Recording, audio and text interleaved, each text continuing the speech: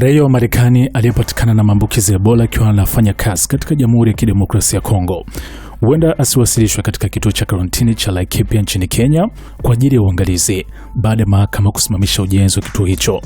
Taarifa kutoka vyombo vya habari vya kimataifa vimeeleza kuwa mgonjwa huyo badala yake amehamishwa nchini Ujerumani mjini Frankfurt kwa ajili ya kupata matibabu ya hali ya juu.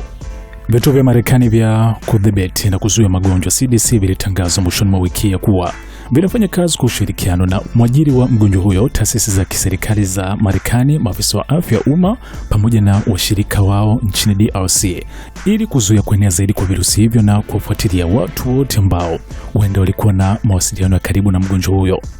Raia huyo wa Marekani alikuwa akifanya kazi chini ya shirika la Samaritan's Purse, taasisi ya kibinadamu ya Kikristo ya Kiinjili inayotoa msaada wa kijamii kama sehemu ya shughuli zake za kimishonari.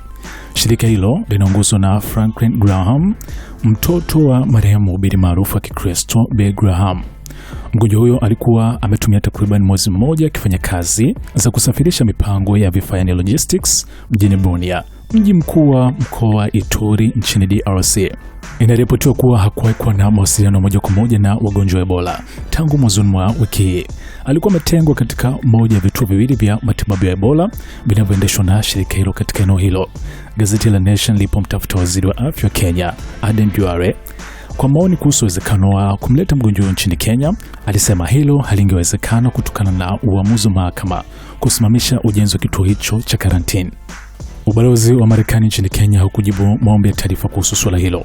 Hii ni kesi ya pili kuthibitishwa kwa raia wa Marekani kuhusishwa na mlipuko wa sasa wa Ebola.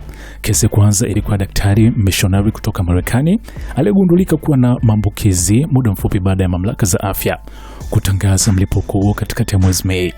Daktari huyo pia alisafirishwa hadi Ujerumani kwa ajili ya matibabu. Suala la namna ya kuwahudumia raia wa Marekani wanaopata maambukizi ya Ebola limekuwa gumu zaidi kwa utawala wa Rais Donald Trump ambao umebadili utaratibu wa awali wa kuwarejesha nchini Marekani wahudumu wa afya na raia wengine walioambukizwa ili kupata matibabu katika vituo maalum ndani ya nchi.